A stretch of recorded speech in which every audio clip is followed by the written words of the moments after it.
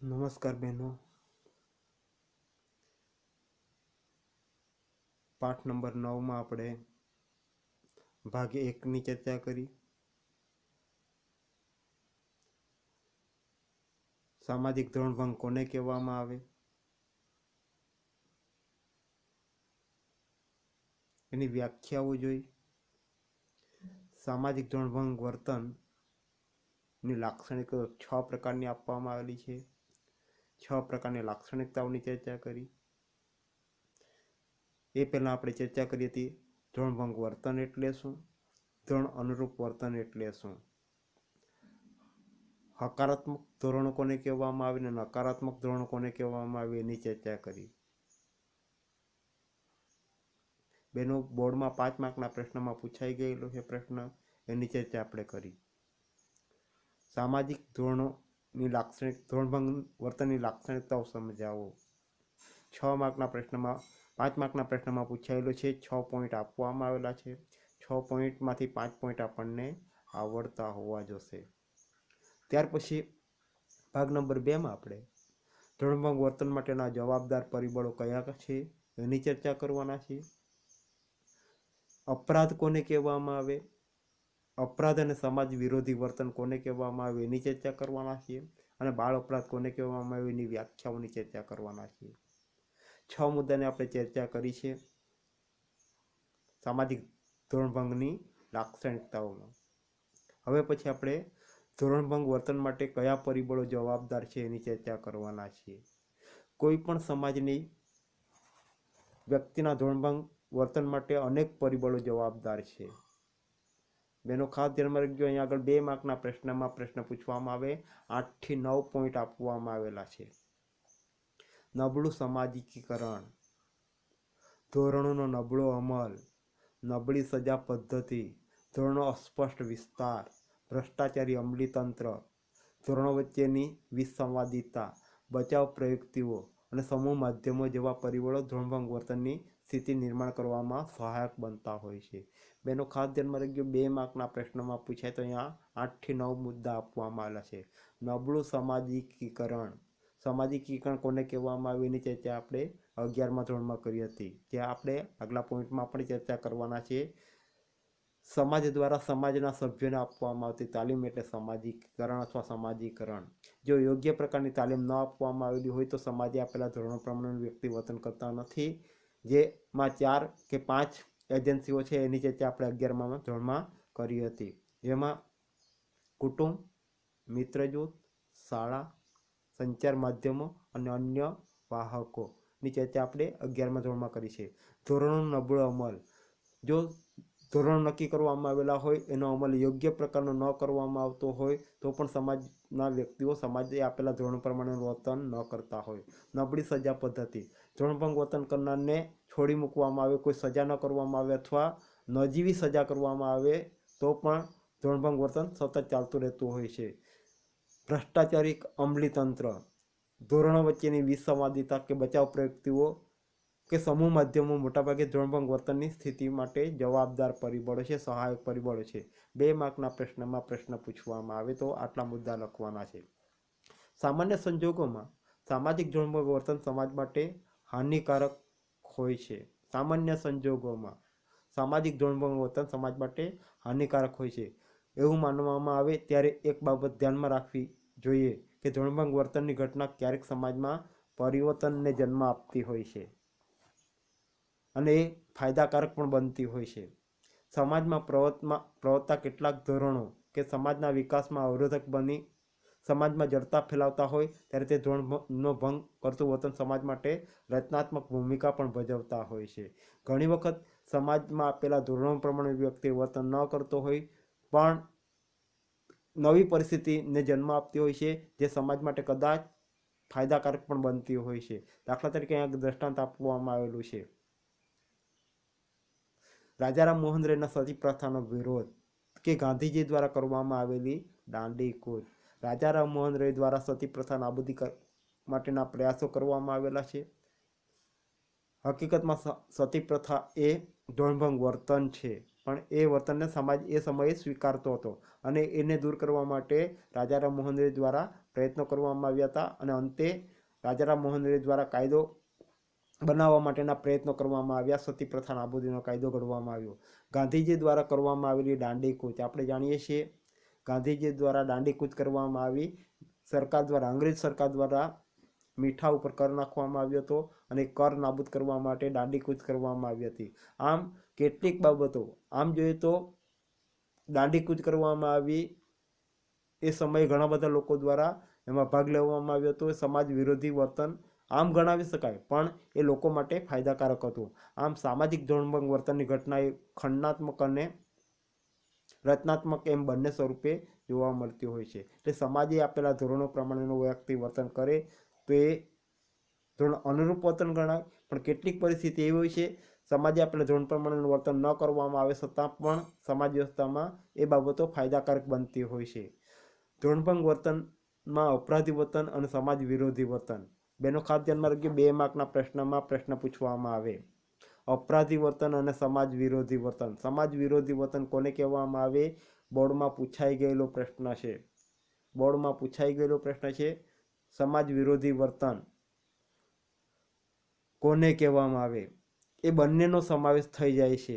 ધોરણભંગ વર્તનમાં અપરાધી વર્તન અને સમાજ વિરોધી વર્તન બંનેનો સમાવેશ થઈ જતો હોય છે. સમાજમાં કોઈ વ્યક્તિ કે સમૂહ રાજ્ય ઘડેલા કાયદા કે કાનૂનનું ઉલ્લંઘન કરે છે ત્યારે તેને અપરાધ કહેવામાં આવે. તેનો ખાસ ધ્યાનમાં રાખજો. 2 માર્કના પ્રશ્નમાં પ્રશ્ન પૂછવામાં આવે, અપરાધ એટલે શું?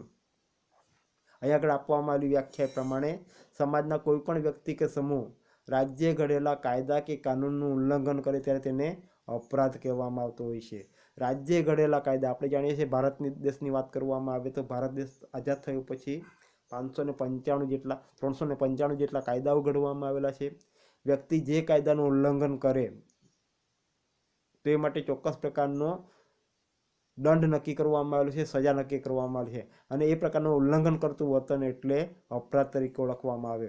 અથવા રાજ્યની ફોજદારી કાયદા દ્વારા અમલમાં મૂકવામાં આવેલ જે કાંઈ કાયદાઓ છે એ ફોજદારી કાયદાનું ઉલ્લંઘન કરવામાં આવે તો એ ઉલ્લંઘન કરતું વર્તન એ પણ અપરાધ તરીકે ઓળખાવી શકાય. દાખલા તરીકે આગળ દ્રષ્ટાંત આપવામાં આવેલું છે. 1961માં ઘડાયેલ દહેજ પ્રતિબંધક કાયદા વિરુદ્ધનું વર્તન. 1961માં દહેજ પ્રતિબંધક કાયદો ઘડવામાં આવેલો છે. 1961 પહેલાં એ કાયદો અસ્તિત્વમાં ન હતો. એ સમયે એને સમાજ વિરોધી વર્તન તરીકે ઓળખાવી શકાતું હતું, પણ કાયદો અસ્તિત્વમાં આવ્યા પછી એવું વર્તન કરવામાં આવે તેને આપણે અપરાધ તરીકે ઓળખાવી શકીએ. જો કે અપરાધની પરિભાષા સમયાંતરે બદલાતી હોય છે. કોઈ એક વર્તન માટે જે તે સમયે કાયદો બનાવવામાં આવે તો કાયદો બન્યા પહેલાં તે વર્તન અપરાધ ગણાવી શકાય નહીં. કાયદો અસ્તિત્વમાં ન આવે, દાખલા તરીકે ગુજરાતમાં દારૂ પીવો, બનાવવો અને વેચવો એ અપરાધ છે. ગુજરાત બહાર દારૂ છૂટથી પીવાય છે, છૂટથી બનાવાય છે અને છૂટથી વેચાતો હોય છે. ગુજરાત પૂરતો એ અપરાધ ગણાતો હોય છે, કાનૂનનો ભંગ ગણાતો હોય છે, પણ બીજા રાજ્યમાં એ ગણાતો નથી. જ્યારે કાયદો અસ્તિત્વમાં આવે ત્યારે એ કાયદાને ધ્યાનમાં લેવામાં આવે તો કાયદા પહેલાં કદાચ એવું જ વર્તન કરવામાં આવે તેને અપરાધ તરીકે ઓળખાવી શકાતો નથી, પરંતુ કાયદો બન્યા પછી તેને અપરાધ કહેવામાં આવે છે. દાખલા તરીકે 2005નો ઘરેલું હિંસા અધિનિયમ, સ્ત્રીઓને મારઝૂડ કરવામાં આવે છે એની વાત કરવામાં આવેલી છે, જે આપણે પાઠ નંબર 4માં જોયું છે. ઘરેલું હિંસા કરવામાં આવે તો 2005 પહેલાં કાયદો અસ્તિત્વમાં ન હતો તો તે સમયે એ સમાજ વિરોધી વર્તન ગણાતું, પણ કાયદો અસ્તિત્વમાં આવ્યા પછી એ અપરાધ તરીકે ઓળખાવી શકાય છે. દાખલા તરીકે બીજી ચર્ચા કરીએ તો કોઈ તરવૈયો ડૂબતા બાળકને ન બચાવે, કોઈ તરવૈયો ડૂબતા બાળકને ન બચાવે તો એ સમાજ વિરોધી વર્તન છે, અપરાધ ગણાવી શકાતો નથી. પણ કોઈ માતા પિતા પોતાનું સંતાન ભૂખે મરે છે અને એના માટે અનાજની ચોરી કરે છે તો એ સમાજ વિરોધી વર્તનને પણ અપરાધ ગણાય છે.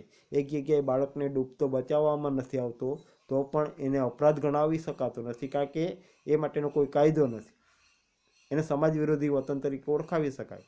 પણ બીજી જગ્યાએ બાળકને ભૂખથી મરી જતા બચાવવા માટે ચોરી કરવામાં આવે તો એ અપરાધ ગણાય છે. એને સમાજ વિરોધી વર્તન તરીકે ઓળખાવી શકાય નથી, કારણ કે ચોરી કરવી એ અપરાધ છે, કાનૂનનો ઉલ્લંઘન કરતું વર્તન છે. બેનો 2 માર્કના પ્રશ્નમાં પ્રશ્ન પૂછવામાં આવે, સમાજ વિરોધી વર્તન કોને કહેવામાં આવે? 2 માર્કના પ્રશ્નમાં પૂછાઈ ગયેલો પ્રશ્ન છે. જ્યારે વ્યક્તિ કે સમૂહ સમાજમાં પ્રસ્થાપિત લોકરીતિ, રિવાજ, રૂઢિઓ જેવા ધોરણોનું ઉલ્લંઘન કરે છે ત્યારે વ્યક્તિ કે સમૂહના આ વર્તનને સમાજ વિરોધી વર્તન ગણાવી શકાય. જ્યારે વ્યક્તિ કે સમૂહ સમાજમાં પ્રસ્થાપિત લોકરીતિ, રિવાજ, રૂઢિઓ જેવા ધોરણોનું ઉલ્લંઘન કરે ત્યારે વ્યક્તિ કે સમૂહના આ વર્તનને સમાજ વિરોધી વર્તન ગણાવી શકાય. દાખલા તરીકે અહીં આગળ દ્રષ્ટાંત આપવામાં આવ્યું છે, આંતરજ્ઞાતિ કે આંતરધર્મી લગ્ન. સમાજ સ્વીકારતો નથી પણ કાયદો એને માન્યતા આપે છે. આંતરજ્ઞાતિ લગ્ન એટલે પોતાની જ્ઞાતિ સિવાય બીજી જ્ઞાતિમાંથી જીવનસાથીની પસંદગી કરવી. આંતરધર્મી એટલે પોતાના ધર્મ સિવાય બીજા ધર્મમાંથી જીવનસાથીની પસંદગી કરવી. આપણે જાણીએ છીએ સમાજ માટે એ સમાજ વિરોધી વર્તન ગણાવી શકાય. પણ કાયદાની રીતે ગણીએ તો એ અપરાધ ગણાવી શકાતો નથી. સમાજ વિરોધી વર્તન એટલે જ્યારે વ્યક્તિ કે સમૂહ સમાજના પ્રસ્થાપિત લોકરીતિ, રિવાજ, રૂઢિઓ જેવા ધોરણોનું ઉલ્લંઘન કરે છે ત્યારે વ્યક્તિ કે સમૂહના આ વર્તનને સમાજ વિરોધી વર્તન ગણાવી શકાય. આંતરજ્ઞાતિ લગ્ન કે આંતરધર્મી લગ્ન. અહીંયા આગળ 2 માર્કના પ્રશ્નમાં પૂછાઈ ગયેલો પ્રશ્ન છે. ત્યાર પછી આવે છે બાળ અપરાધ. ધોરણભંગ વર્તન માટે 3 સ્વરૂપો જોવા મળે છે: અપરાધ, બાળ અપરાધ અને એનોમી. જેમાં બાળ અપરાધની ચર્ચા અહીં આગળ કરવામાં આવેલી છે. એનોમી અને અપરાધની ચર્ચા કરવામાં આવેલી નથી. બાળ અપરાધ માનવ જીવનના પ્રારંભિક તબક્કાથી જ બાળક સમાજના ધોરણો, મૂલ્યો જેવી સાંસ્કૃતિક બાબતોને જીવનમાં આત્મસાત કરવા માટે પ્રયત્નશીલ હોય છે. માનવ જીવનના 3 તબક્કાઓ છે: બાલ્યાવસ્થા, યુવાવસ્થા અને વૃદ્ધાવસ્થા. માનવ જીવન 3 તબક્કામાંથી પસાર થાય છે: બાલ્યાવસ્થા એટલે કે બાળક, યુવાવસ્થા એટલે કે યુવાન અને વૃદ્ધાવસ્થા એટલે કે ઘડપણ. આ 3 અવસ્થામાંથી માનવ જીવન પસાર થાય છે. ખાસ કરીને અન્યના અનુકરણથી શીખીને ભાવિ જીવનમાં સમજદાર વ્યક્તિ તરીકે ભૂમિકા ભજવવા માટે તે તૈયાર થતો હોય છે. દરેક બાળક મોટાભાગે અન્ય એટલે બીજા વ્યક્તિનું અનુકરણ કરીને શીખવા માટેના પ્રયત્ન કરતા હોય છે અને એને ધ્યાનમાં રાખીને ભૂમિકા ભજવવા માટે તે તૈયાર થતું હોય છે. બાલ્યાવસ્થામાં એટલે કે બાળકમાં અજ્ઞાનતા, અણસમજ, ચંચળતા હોય છે. બાલ્યાવસ્થામાં મોટાભાગે બાળકમાં અજ્ઞાનતા હોય છે, અણસમજ હોય છે અને ચંચળતા જોવા મળે છે. આ અવસ્થામાં સમાજ કે કાયદાના ધોરણથી વિરુદ્ધ વર્તન જોવા મળે ત્યારે તેવું વર્તન કરનારા બાળકોના વર્તનને આપણે બાળ અપરાધ તરીકે ઓળખાવી શકીએ છીએ. એ સમયે બાળક અજ્ઞાનતાને ધ્યાનમાં રાખીને, અણસમજને ધ્યાનમાં રાખીને કે ચંચળતાને ધ્યાનમાં રાખીને કાયદા વિરુદ્ધનું વર્તન કરતું હોય છે. અને કાયદા વિરુદ્ધનું વર્તન કરવામાં આવે એવા બાળકોને મોટાભાગે બાળ અપરાધ તરીકે ઓળખવામાં આવે છે. અને આવી પરિસ્થિતિ મોટાભાગે બાળકોને અપરાધ કરવા તરફ પ્રેરિત હોય છે. બાળ અપરાધને અંગ્રેજીમાં 1 માર્કના પ્રશ્નમાં બેનો પૂછવામાં આવે, બાળ અપરાધને અંગ્રેજીમાં શું કહેવામાં આવે? બેનો અહીંયા આગળ શબ્દ મૂકવામાં આવેલો છે, ઉચ્ચાર લખી નાખજો. સ્પેલિંગ નહીં આવડે તો તમે ઉચ્ચાર પણ લખી શકો છો. જુવેનાઇલ ડેલિક્વન્સી. જુવેનાઇલ ડેલિક્વન્સી.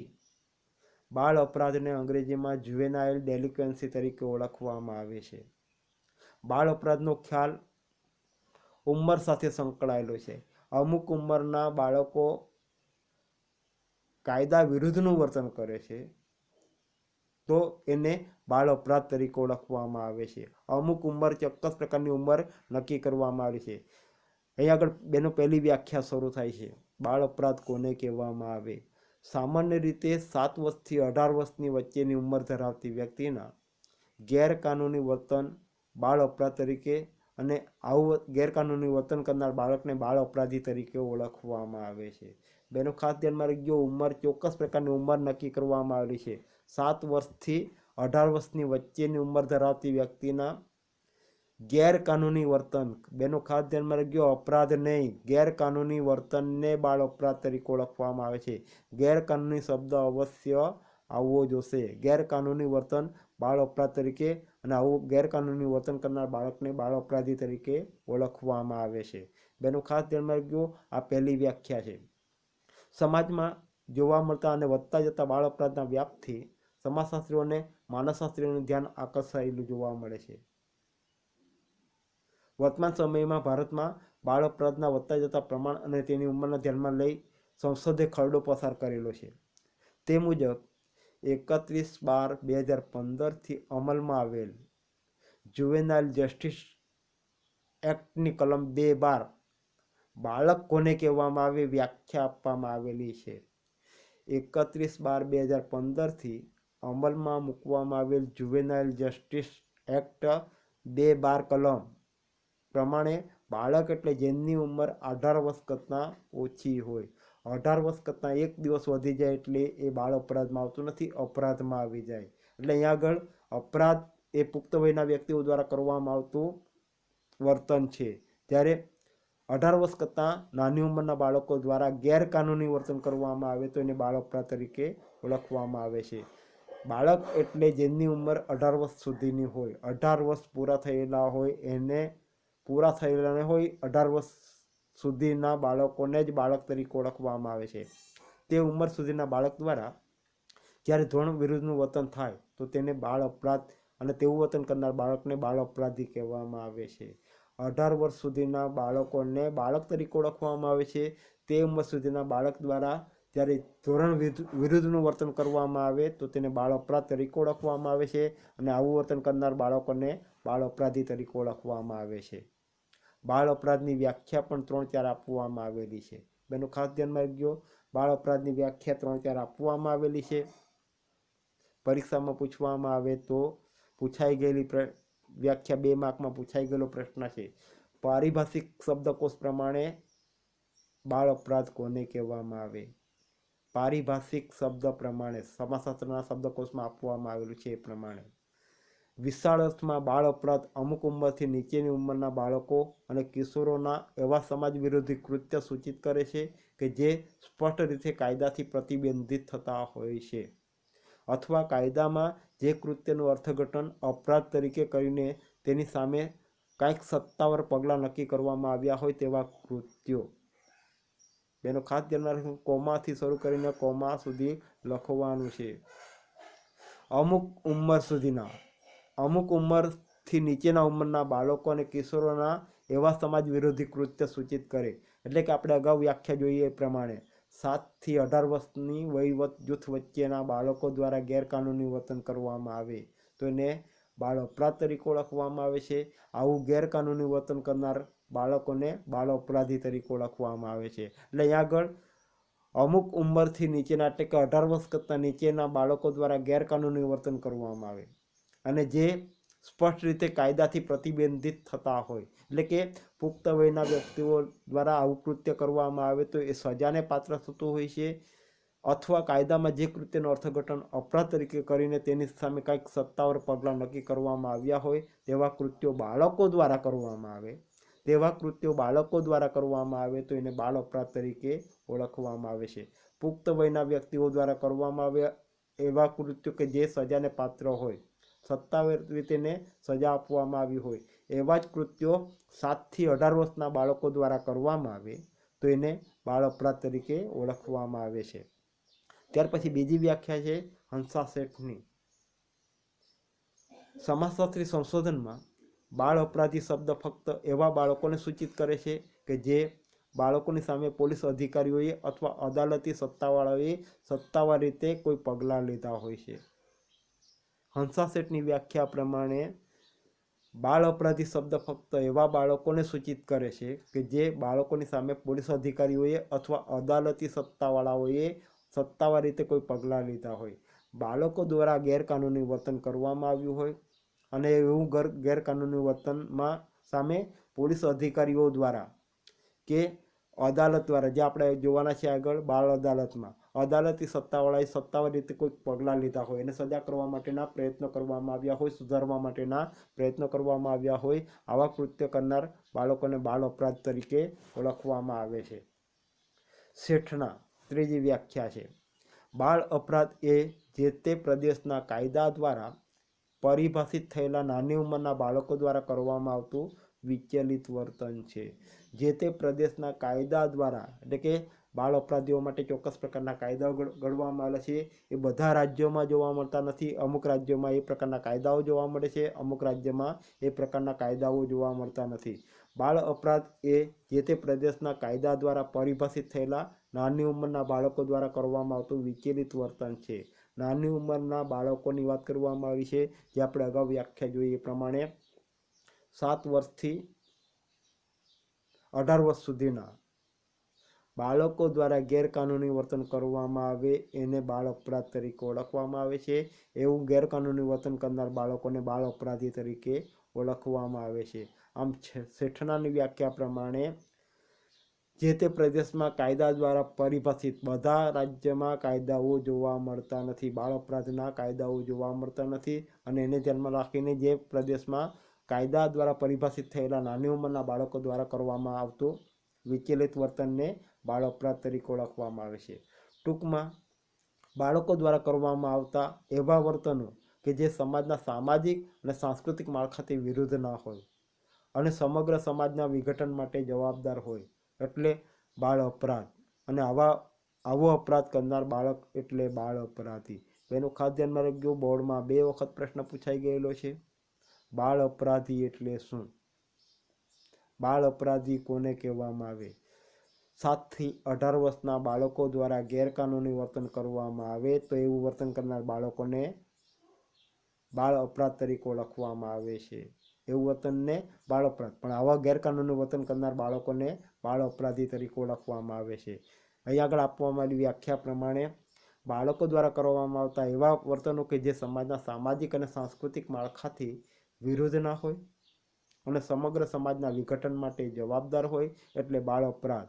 અને આવા અપરાધ કરનાર બાળકો એટલે બાળ અપરાધી. એનું ખાસ ધ્યાનમાં રાખજો. અહીં આગળ 4 વ્યાખ્યા આપવામાં આવેલી છે પારિભાષિક શબ્દકોશ પ્રમાણે, હંસા શેઠના પ્રમાણે શેઠનાની વ્યાખ્યા આપવામાં આવેલી છે, અને ઉંમરના આધારે અગાઉ આપવામાં આવેલી છે એ પ્રમાણે 7 થી 18 વર્ષના બાળકો દ્વારા ગેરકાનૂની વર્તન કરવામાં આવે તેને બાળ અપરાધ કહેવામાં આવે.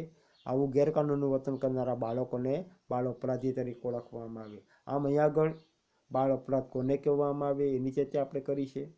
એ પહેલાં ધોરણભંગ વર્તન માટેના જવાબદાર પરિબળો કયા છે એની ચર્ચા કરી છે. હવે પછી આપણે બાળ અપરાધના કારણોની ચર્ચા કરશું. હવે પછીના 3જા ભાગમાં આપણે બાળ અપરાધના કારણોની ચર્ચા કરશું. બેનો ખાસ ધ્યાનમાં રાખજો, પાઠ 2 વખત વાંચજો, જેથી પૂછાયેલા પ્રશ્નોની ચર્ચા આપણે હવે પછીના પોઈન્ટમાં કરશું. આવા પ્રશ્નો પૂછાય છે ચલાવતી વખતે તમને કહેવામાં આવે છે કે 1 માર્કના પ્રશ્નમાં કેવા પ્રશ્નો પૂછાય, 2 માર્કના પ્રશ્નમાં કેવા પ્રશ્ન પૂછાય, 5 માર્કના પ્રશ્નમાં કેવા પ્રશ્ન પૂછાય. આમ હવે પછી આપણે ભાગ નંબર 3ની ચર્ચા કરશું.